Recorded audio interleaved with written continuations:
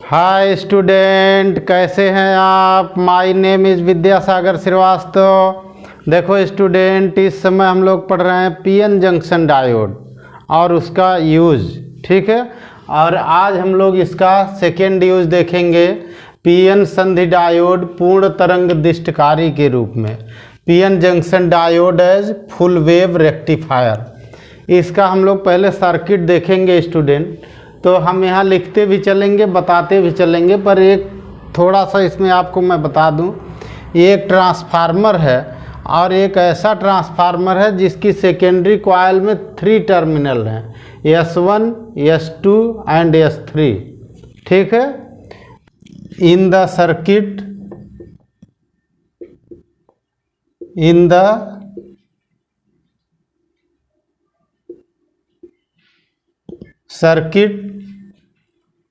there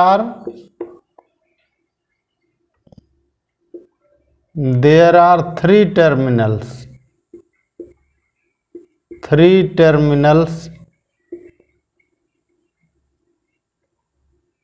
There are 3 terminals in secondary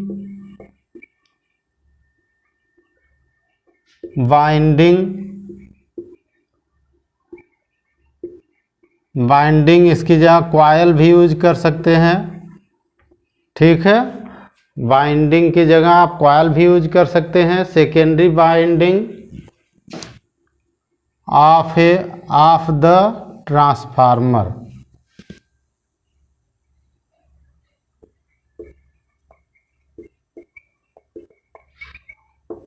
Hindi वाले भी इसी के साथ नोट करते चले। दिए गए परिपथ में ट्रांसफार्मर की द्वितीयक कुंडली में 3 टर्मिनल हैं और वो कौन कौन है, S1, S2 एंड S3। यानी in the circuit there are 3 terminals in secondary winding, यानी coil of the transformer S1, S2 and S3, ठीक है student. S1, S2 and S3 यहाँ दिया हुआ है जो है। अब इसमें देखो स्टूडेंट, S1 कनेक्टेड है डायोड D1 के P रीजन से और S2 कनेक्टेड है डायोड D2 के P रीजन से, ठीक है।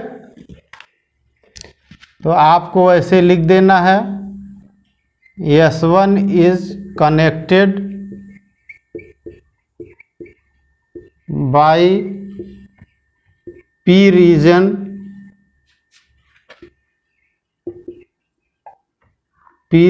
of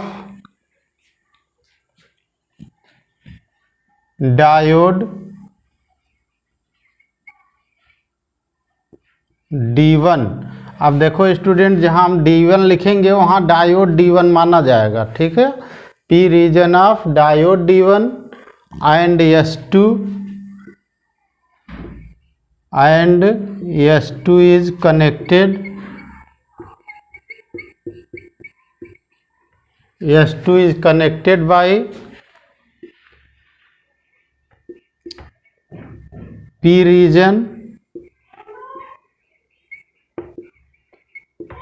region of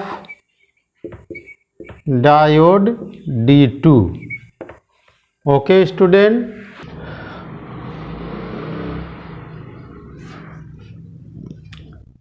ठीक। अब P हमारा P जो है S1 से कनेक्ट है, इसका P S2 से कनेक्ट है। N region of the diode are connected to the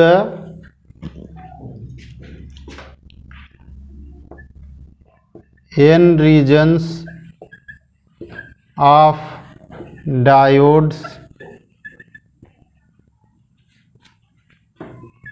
are connected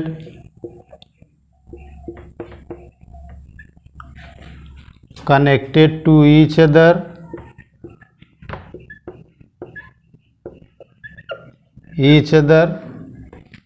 at a terminal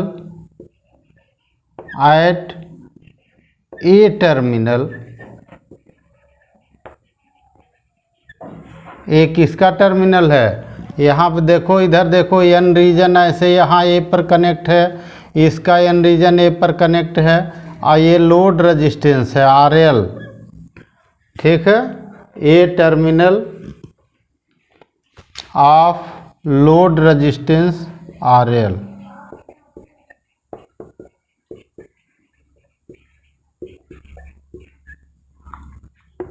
ठीक है स्टूडेंट, यहाँ देखो जो हमारा एन टर्मिनल है, यानी दोनों का एन क्षेत्र, इसका जो एन क्षेत्र है वो दोनों का एन क्षेत्र ए टर्मिनल पर लोड रेजिस्टेंस के ए टर्मिनल से कनेक्ट है, ठीक है, at A terminal of load resistance R L, जो आर एल लोड रेजिस्टेंस जिस पर आउटपुट डीसी हमें मिलेगी। इधर क्या है स्टूडेंट, इधर हमारा है इनपुट एसी, वर्किंग में हम नोट कर लेंगे उसको, ठीक है। Point number next, mid terminal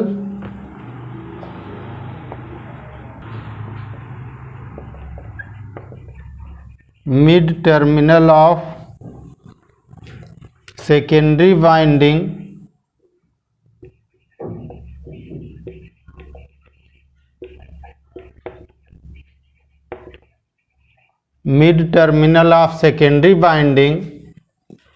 ये कौन है, S3 is connected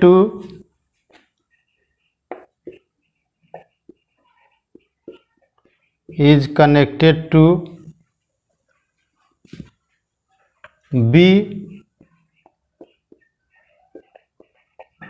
B terminal of load resistance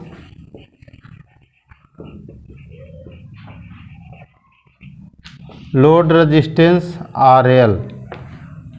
Hindi वाले देखें, इन द सर्किट यानी दिए गए परिपथ में S1, S2 and S3 transformer की द्वितीयक कुंडली के 3 टर्मिनल्स हैं, ठीक है, इतना आप लिखेंगे जो है। S1 is connected by P region of diode D1, यानी S1 जो है हमारा वो डायोड D1 के P रीजन से कनेक्ट है, ठीक है, आप ऐसे लिखेंगे कि S1 डायोड D1 के P रीजन से जुड़ा हुआ है और S2 डायोड D2 के P रीजन से जुड़ा हुआ है, ठीक है। और तीसरे पॉइंट में आप यहाँ लिखेंगे कि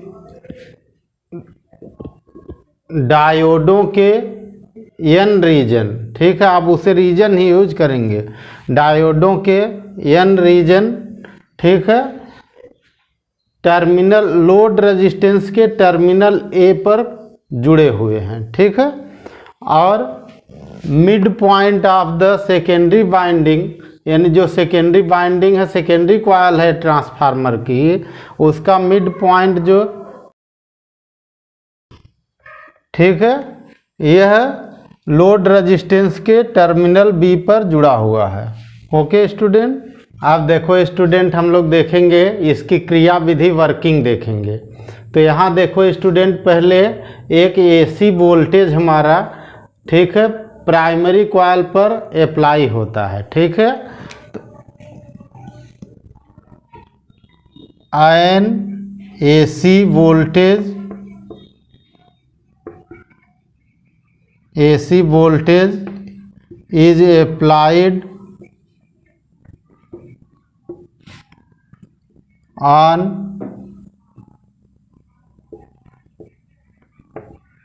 primary winding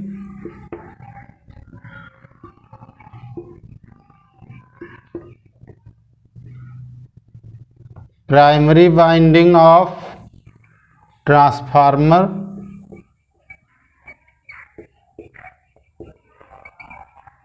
then an induced voltage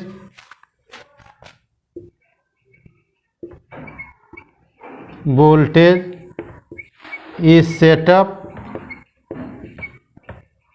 on secondary winding,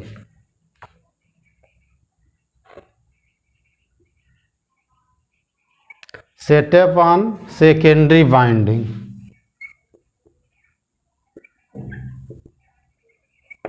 ठीक है, हिंदी वाले भी इसको आराम से समझ सकते हैं कि जब ट्रांसफार्मर की प्राथमिक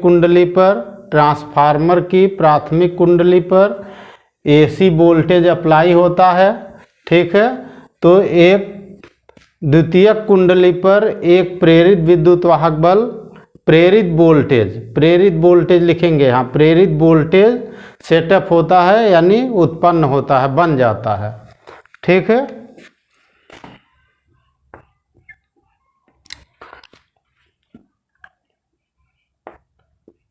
alternating voltage and current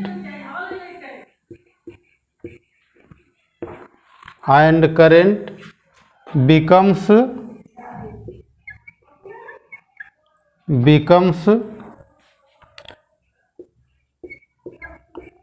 positive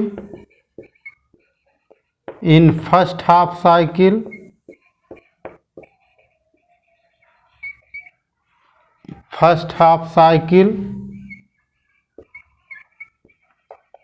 and negative in other half cycle।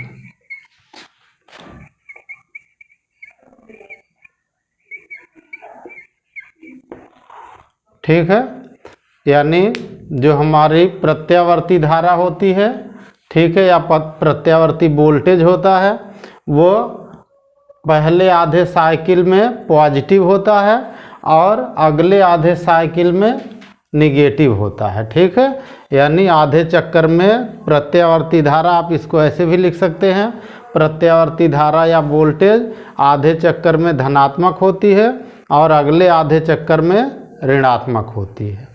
ठीक है student, in first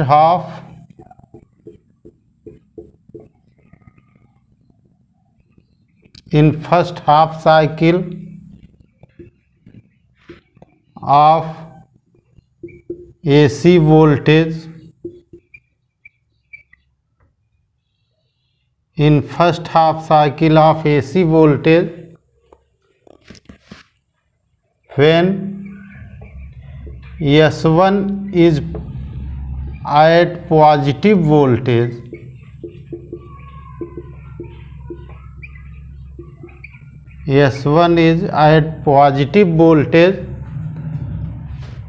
then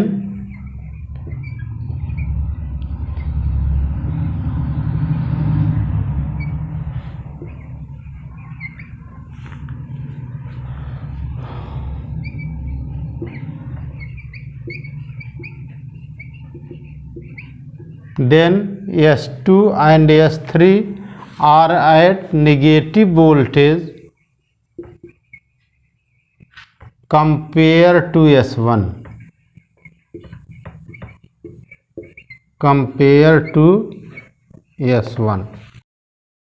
In this situation,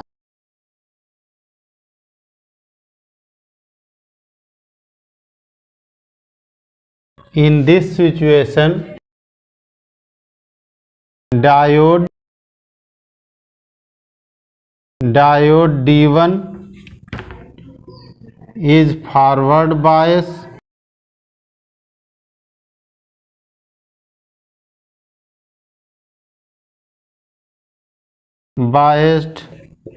and D2 is reverse biased। Okay student, इस स्थिति में जो डायोड हमारा D1 है वो फॉरवर्ड बायस्ड हो जाएगा एंड डायोड D2 हमारा रिवर्स बायस होगा। यानी इस स्थिति में डायोड D1 अग्र अभिनत हो जाता है और डायोड D2 पश्च अभिनत हो जाता है। ठीक है, in this situation diode D1 is forward biased and D2 is reverse biased. इस स्थिति में जो हमारा ये डायोड है जो कि यहाँ पॉजिटिव से कनेक्ट होगा, तो वो हमारा क्या हो जाएगा, फॉरवर्ड बायस हो जाएगा। ये डायोड D2 का P हमारा S2 से कनेक्ट है, ये निगेटिव होगा, तो ये रिवर्स बायस्ड हो जाएगा। If diodes are ideal then D1 conducts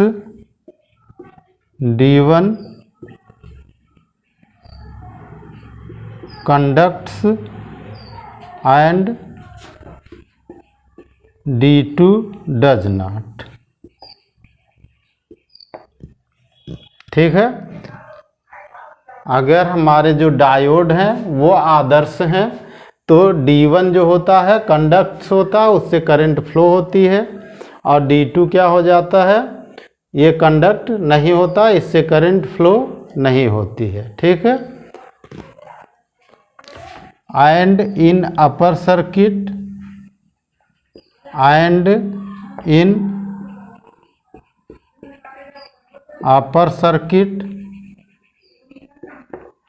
और ऊपर के सर्किट में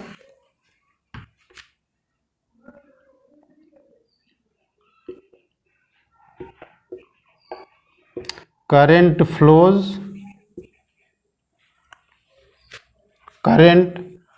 फ्लोज डायरेक्टेड टू द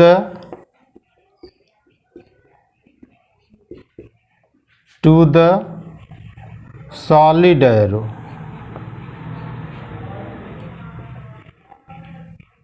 ठीक है, सॉलिड एरो, ये एरो ऐसे बन रही 1, ठीक, ऐसे 2, 3, 4, 5, ऐसे करंट फ्लो होती है, इधर से ऐसे चलेगी और ऐसे फ्लो हो जाएगी, लेकिन नीचे वाले में फ्लो नहीं होती है, वो तो यहाँ हमने लिख दिया D2 डज नॉट कंडक्ट। ठीक है स्टूडेंट, आप देखो स्टूडेंट,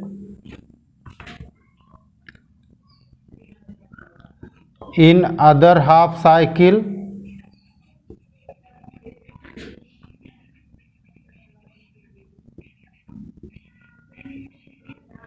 यानी अब अगले आधे चक्कर में क्या होगा, फिर S2 is positive, S2 is at positive voltage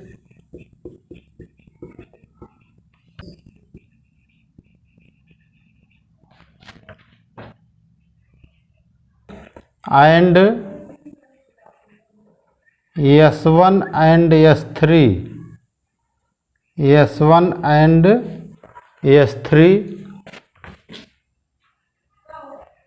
are at negative voltage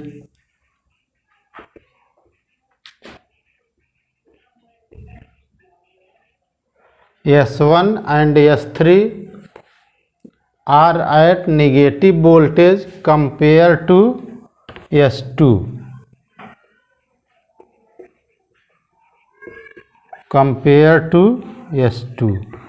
ठीक है, अदर हाफ साइकिल में जब हमारा S2 पॉजिटिव वोल्टेज पर होता है, ठीक है, तब S1 और S3 इसके कंपेयर में यानी S2 के कंपेयर में ऋण विभव पर होते हैं। ठीक है,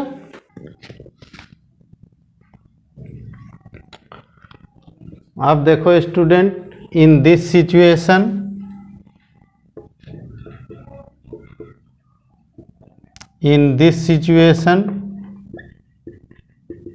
यानी इस स्थिति में, ठीक है, diode D2 in this situation diode D2 is forward biased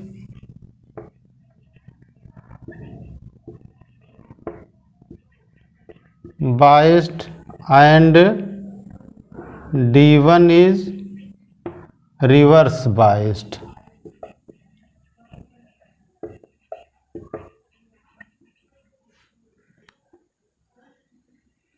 इस स्थिति में जो हमारा डायोड D1 है, ठीक है, वो रिवर्स बायस होगा यानी पश्च अभिनत हो जाएगा होता है। और डायोड D2 जो हमारा ये है, यहाँ जब पॉजिटिव हुआ तो ये पॉजिटिव से P कनेक्ट होगा तो ये क्या हो जाएगा, अग्र अभिनत हो जाएगा, फॉरवर्ड बायस हो जाएगा। और D1 हमारा क्या है, यहाँ पॉजिटिव है, P टर्मिनल है, इधर निगेटिव हो जाता है तो ये हमारा रिवर्स बायस्ड हो जाएगा,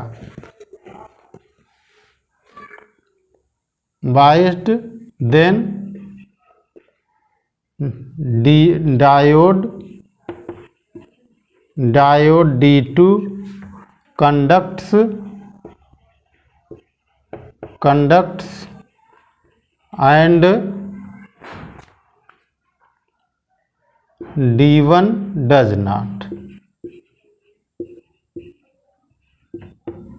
ठीक, तब क्या होता है स्टूडेंट, तब जो है हमारा D2 जो है वो कंडक्ट हो जाता है।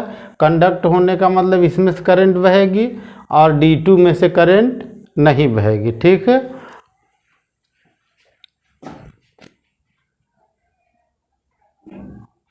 And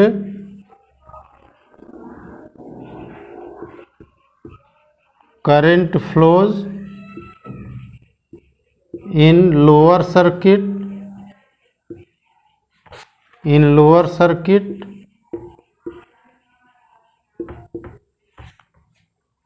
directed to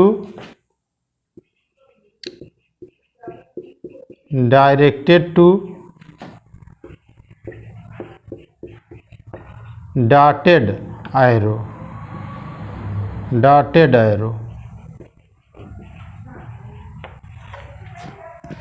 arrows. ठीक, अब डॉटेड एरो देखो स्टूडेंट, ये ऐसे हमारा डॉटेड एरो लग रहा है, देखो, ठीक, यहाँ से चला, ये करंट ऐसे चल रही है, ये डॉटेड एरो है। फिर यहाँ से करंट ऐसे चल रही है, ये डॉटेड एरो है। यहाँ से करंट ऐसे चल रही है, ये डॉटेड एरो है। और ऊपर ऐसे जा रही है, ये डॉटेड एरो है, ठीक है। अब देखो स्टूडेंट, आधे साइकिल में जो ऊपर वाली एरो में ऐसे करंट फ्लो हो रही थी और नीचे वाले एरो में ऐसे करंट फ्लो हो रही है, ठीक है। ऐसे जो हमारी एरो लगी है उसके हिसाब से ऐसे करंट चल रही है।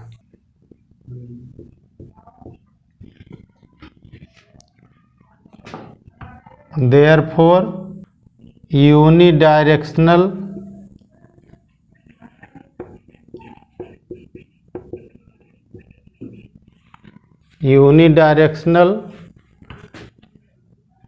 conventional current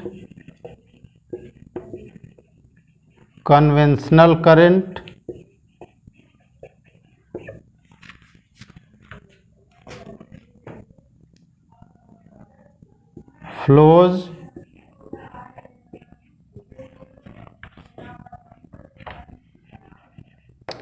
in load resistance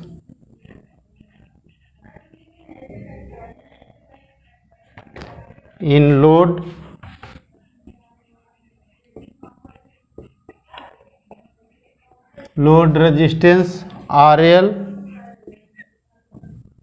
directed to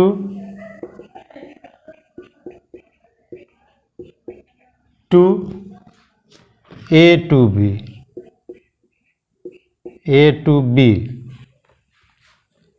This is direct current. This is direct current. This is direct current, ठीक है, जो कि दिष्ट धारा है। यहाँ पे कहाँ पे है, ए और बी के बीच है, वो लिखा हुआ है, this is direct current. Okay student, consequently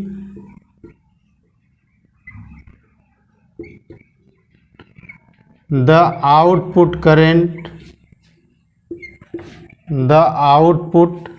current is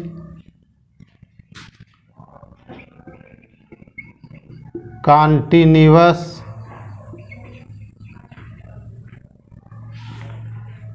consequently the output current is continuous series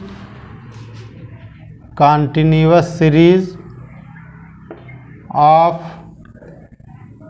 unidirectional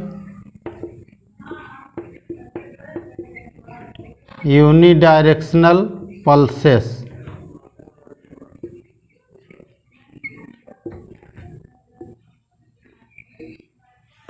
ठीक है स्टूडेंट, जो हमारी इस प्रकार आउटपुट धारा, ठीक है, एक दिशीय स्पंदों की अविरत सीरीज होती है, अविरत श्रेणी होती है। ठीक है, इस प्रकार आउटपुट करंट जो कि ए और बी पर मिलती है, आउटपुट करंट डीसी है, यह क्या होती है, continuous series of unidirectional pulses. ठीक है, एक दिशीय स्पंदों की अविरत सीरीज होती है, अविरत श्रेणी होती है। ठीक है, how ever it can be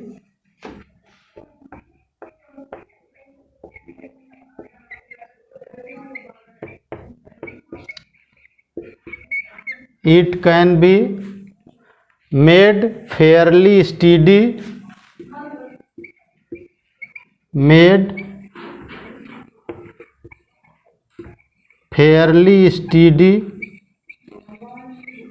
it can be made fairly steady by means of smoothing filter, by means of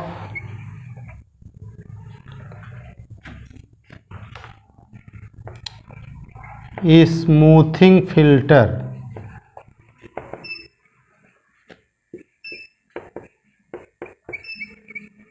filters, देखो स्टूडेंट, ये नीचे वाली लाइन आपको लिखने की ज़रूरत नहीं है। फिल्टर का यूज करके इस धारा को स्थायी किया जा सकता है, स्टीडी बनाया जा सकता है। ठीक है, ये नीचे वाली लाइन आपको लिखने की ज़रूरत नहीं है, पर क्या होता है ना कि कभी कभी कंपटीशन वगैरह में ये प्रश्न पूछ देता है, इसलिए हमने इसको यहाँ आपको बता दिया कि इसको स्टीडी कैसे बनाया जाता है। जो यूनिडायरेक्शनल पल्सेस हैं, इनको स्टीडी कैसे बनाया जाता है, तो बाय यूजिंग स्मूथिंग फिल्टर होता है। ठीक है, इसलिए इसको हमने बताया, पर ये पॉइंट अलग है, इस पॉइंट को आपको इसमें दिखाने की हमें ज़रूरत नहीं लगती है। ठीक है, इसलिए आप इसको ना लिखें जो है, पर जाने आप, ये ऑब्जेक्टिव क्वेश्चन बनते हैं इसमें। ठीक है, अब देखो स्टूडेंट, इसमें कभी कभी कहता है कि draw input and output wave form. तो अब ये वेव फॉर्म हम वोल्टेज का यहाँ बता रहे हैं, पर वो करंट का भी बन सकता है। ठीक है, और कुछ में यहाँ पे केवल वोल्टेज दिया हुआ है, यहाँ पर करंट का दिया हुआ है, तो आप दोनों का आप बनाएंगे जो है, यहाँ वोल्टेज का जो होगा वही करंट का भी आउटपुट होगा, इसमें कोई डिफरेंस नहीं होता है। यहाँ देखो स्टूडेंट, सेम जितना इधर ऊंचा करेंगे उतने इधर, और उतना नीचे इधर छोड़ देंगे, इधर नीचे कहीं माइनस भी है। ठीक है, इसको आप आई भी दर्शा सकते हैं, यहाँ आई भी ले सकते हैं, ध्यान रखिएगा, इस करंट भी। ठीक है, अब यहाँ देखो स्टूडेंट, एक ही इसमें लेंगे, लेकिन या तो करंट लेंगे या तो वोल्टेज लेंगे, दोनों नहीं लेंगे। अब इसमें इस जो मिड पॉइंट लाइन है, ठीक है, इसको सीधी खींचेंगे आप, और इसके पैरेलल में एक ऊपर लाइन खींचेंगे और एक नीचे, दो लाइन खींच देंगे ऐसे डॉट डॉट लगा करके, इसमें भी कर देंगे ऐसा। इसमें हमने नीचे वाला नहीं दिखाया क्योंकि नीचे इसमें ग्राफ में कुछ होता नहीं, कुछ बनता नहीं है। ठीक है, अब देखो स्टूडेंट, इसको इक्वल पार्ट 1 2 3 4 5 6 7 8 पार्ट में हमने बनाया हुआ है। ये आगे भी ऐसे जा सकता है। ठीक है, और इसको भी 8 पार्ट तक हमने बनाया है, आगे भी ऐसे ये जा सकता है। ठीक है, अब आपको सबसे पहले क्या करना है स्टूडेंट, कि पहले वाले को ऊपर ऐसे मिला देना है। ठीक, फिर एक छोड़कर अगले वाले को नीचे मिला देना है, फिर एक छोड़कर ऊपर मिला देना है ऐसे डॉट डॉट, फिर एक छोड़कर नीचे ऐसे मिला देना है। ठीक है स्टूडेंट, सेम कंडीशन वही इधर होगी, लेकिन अब इसमें सब पहला ऊपर ऐसे मिला देंगे, जो इसमें नीचे मिल रहा था वो भी इसमें ऊपर मिल जाएगा। ठीक, वो भी इसमें ऊपर मिलेगा, क्योंकि करंट जो आउटपुट पर आ रही है वो हमेशा पॉजिटिव करंट ए पर आ रही है। ठीक है, अब इसको ऐसे वेव बनाते हैं स्टूडेंट। देखो अल्टरनेटिंग करंट ऐसे ही चलती है, तो आप जानते ही हैं ऐसे यार, ऐसे ये अल्टरनेटिंग करंट ऐसे बन जाती है। देखिए ऐसे वेव फॉर्म बन गया ऊपर का। ठीक, अब नीचे का जो है, नीचे का वेव फॉर्म ये तो जीरो है, पॉजिटिव है, दो ही पॉइंट इसमें होते हैं, तो ये ऐसे बन जाता है वेव फॉर्म।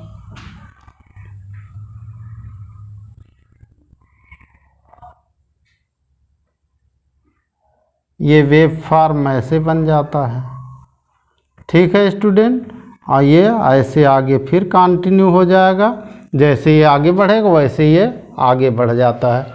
तो इसमें देखो स्टूडेंट, हमारे जो कंटिन्यूअस जो है करंट ऊपर की ओर बनी होती है, पॉजिटिव करंट मिलती है, निगेटिव भी मिल सकती है, पर यहाँ पर केवल पॉजिटिव की बात होगी। ठीक है स्टूडेंट, और ये इसका वेव फॉर्म है इनपुट वेव फॉर्म, और ये आउटपुट वेव फॉर्म, यानी ये इसको कहते हैं इनपुट यानी निवेशी तरंग रूप, और इसको कहते हैं निर्गत तरंग रूप। ठीक है स्टूडेंट।